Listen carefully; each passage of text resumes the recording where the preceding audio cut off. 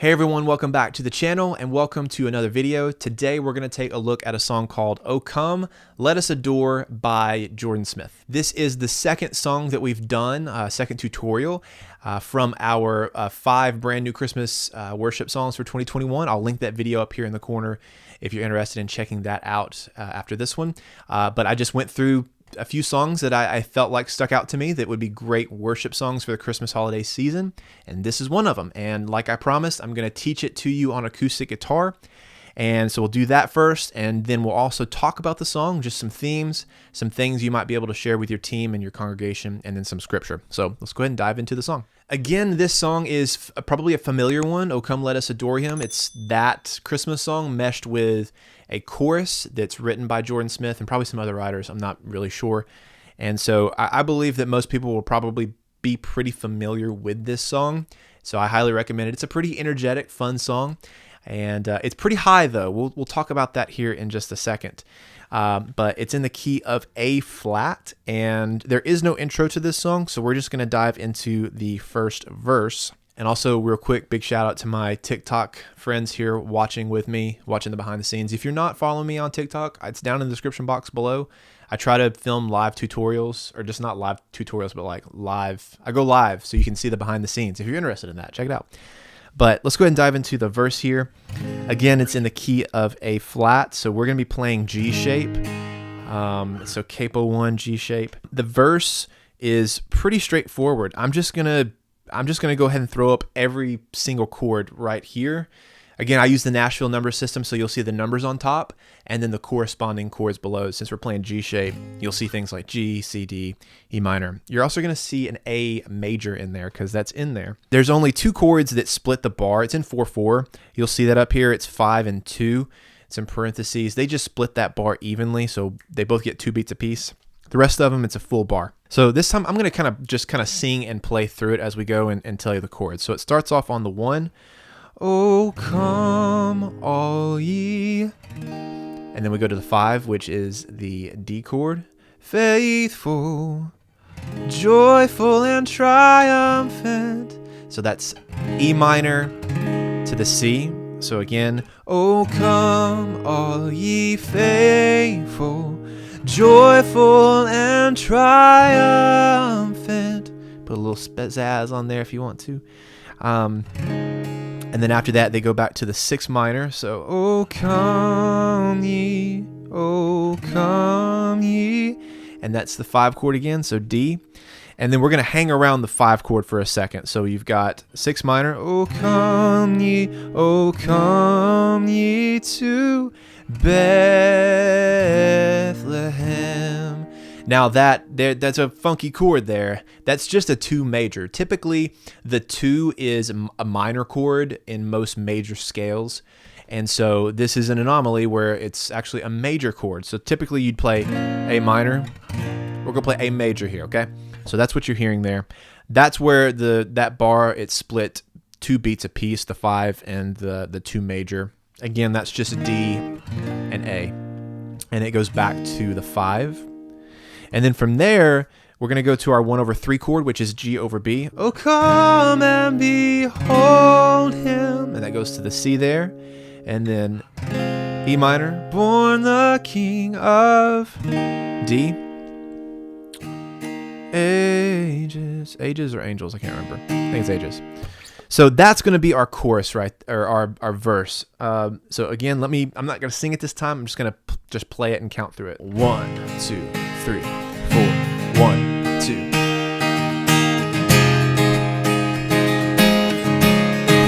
Six minor.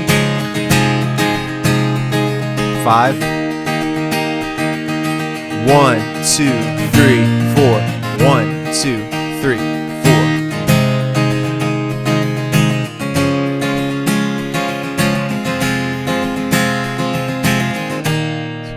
3, 4. There we go. That wraps up our verse section there. Let me know if you have any questions about that in the comments below. Let's move into the pre-chorus.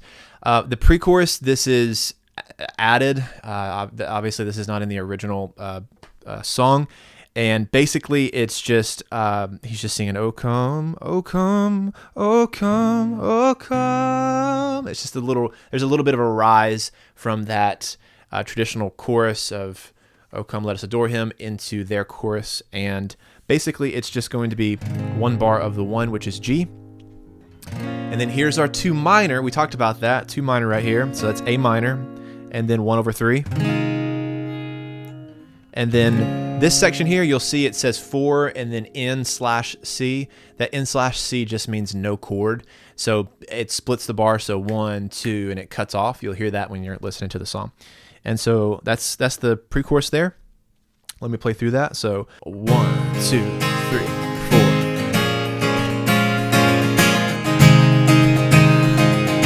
1, 2, just like that. And it cuts off, and then from there they go into the chorus.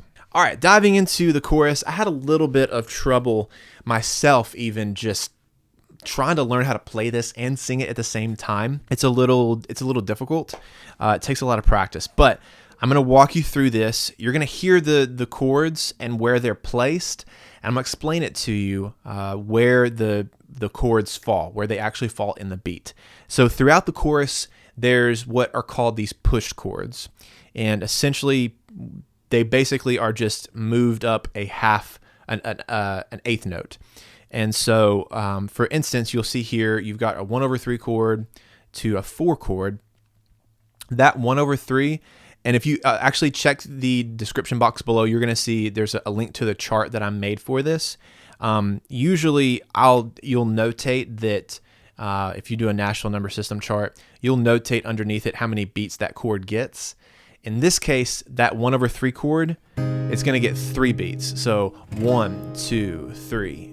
And then we're going to move to the 4 chord, but it's pushed. Normally, it would be it'd be the 4th beat, so it would just be 1, 2, 3, 4. Yeah, 1, 2, 3, 4. But that's not it. It's pushed up an 8th note. So you would count 1 and 2 and 3 and 4 and so that's essentially how that operates. It's 1 and 2 and 3 and 4 and. Okay, so that's where our pushed chord is. Okay, and you notate it. You usually put a less than sign above that chord to let the person that's reading the chart know that it's pushed back a half or an 8th note. And so that's the way it's going to be notated in the chart below in the description box. So be sure to pull that up and check it out if you're interested. Yeah, that's essentially what we're going to be seeing for the majority of this chorus. It's going to be the 1/3 to our 4 chord, and then our 5 chord to our 6 chord. So basically the same thing as the pre-chorus where it's this walk up. You go 1, 2, 3, 4. You hear that ascending sonic sound. The same thing is going to be in this chorus, except instead of starting on the 1, we start on the 1/3 or the 3 chord.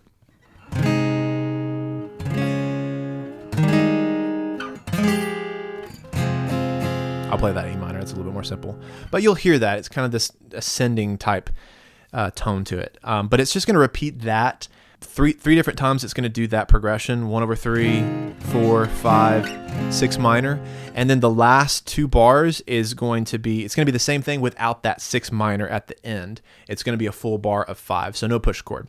So altogether, this is going to be our chorus, and I'm going to play it a little bit slower just so you can kind of get a feel for it first. So let's do the slow version of it. So 1 and 2 and 3 and 4 and 1 and 2 and 3 and 4 and 1 and 2 and 3 and 4 and.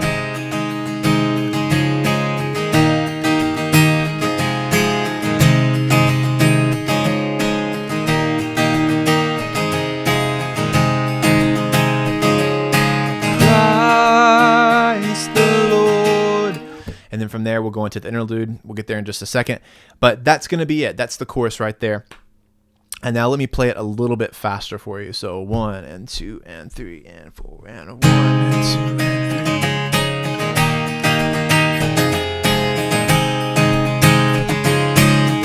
And 2 and 3 and 4 and 1 and 2, 3 and 4 and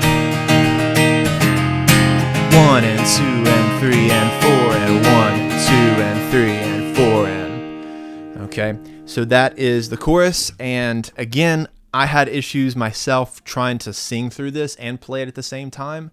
I would, if you're a male and you're going to sing this and play it as well on acoustic guitar, be sure to practice to a metronome, because trying to hit those push chords can be it's unless you just get like into a rhythm of it and you're feeling it and you've got it, it can kind of throw you off, especially when you're trying to sing it and play that at the same time.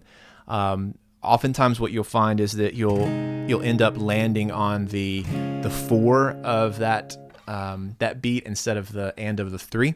So it would be more like 1 and 2 and 3 and 4 and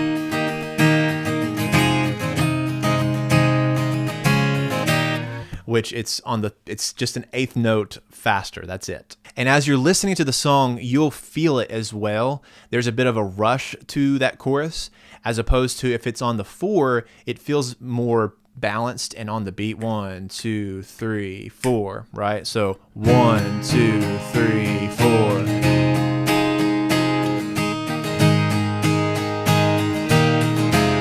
As opposed to 1 and 2 and 3 and 2 and 3 and 4, right? There's a bit more of a hesitation, anticipation type vibe to it, if that makes sense. All right, hopefully that was clear as mud. And if you have any questions about the chorus, need any help with it, please let me know it down in the comments below. Let's move on. From there, they're going to go to their first interlude.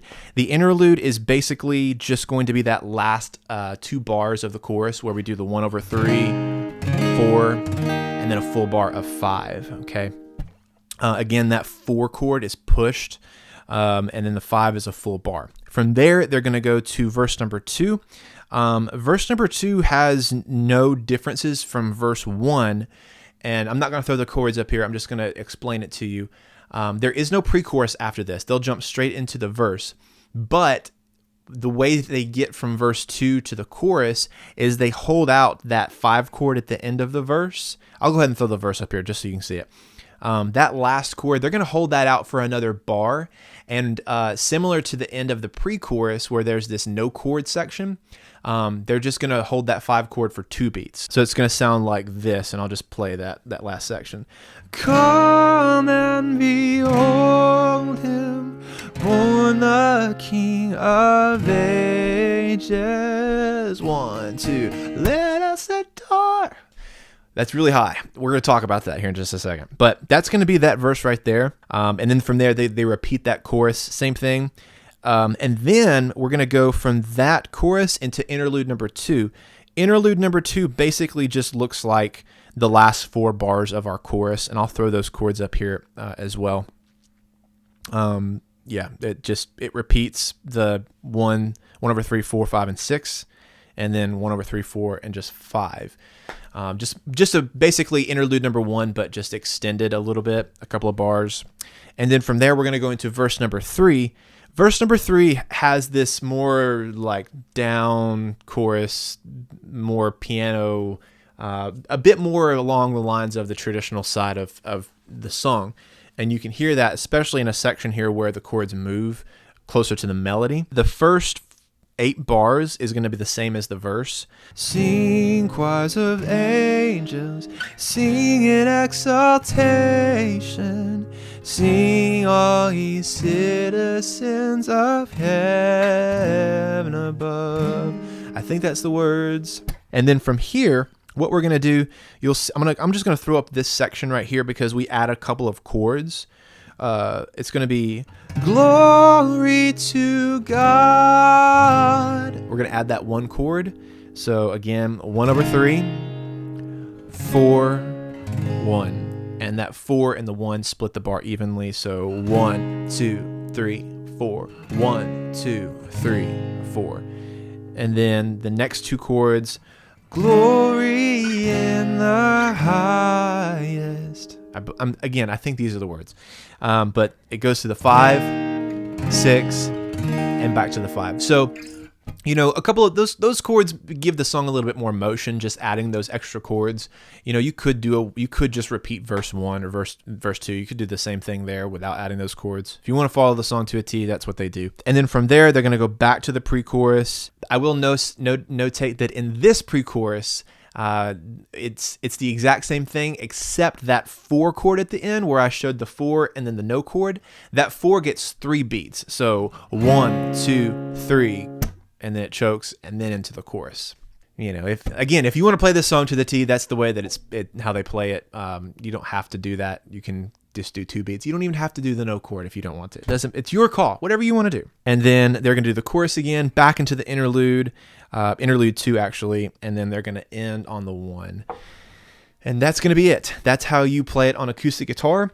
And let me also say real quick, this song is very, very high. Jordan Smith he's obviously a tenor, maybe even an alto, I would even say. The highest note in this song is going to be B flat above middle C, and that's really high. So it would be that section where it's like, Christ the Lord, Christ, Christ, Christ, Christ. I can't even do it without doing it in my head voice. It's really high. So if you're a tenor and you can sing this song, go for it. But I would say more than likely, if you're going to play the song in the original key, or in this key at least, A flat, I'd recommend giving it to an alto. I would definitely not do it. I'm definitely a tenor, but maybe a little bit closer to a baritone. Like I can hit that note, but I can't hit it like Jordan Smith does. So I would recommend this might be an alto song. Someone that can sing alto, this might be their range. I would probably myself do it. It's in A flat, maybe E. Oh, come, all ye faithful, joyful and triumphant. Oh, come ye to Bethlehem. Come and behold him, born the King of ages. Oh, come. Oh, come, oh, come, let us adore him. Christ the Lord is the light of the world. I can't even play it. Like, I've not practiced this enough, but that would probably be, as I butcher it, that would probably be a more comfortable key for me. Anyways, I'm going off. You don't need to know that. Find a key that's suitable for you and for your team and for your congregation. But I've gone long enough. Let's dive into the next portion of the song, or of this video. All right, thanks for sticking around, guys. Yeah, let's talk about this song.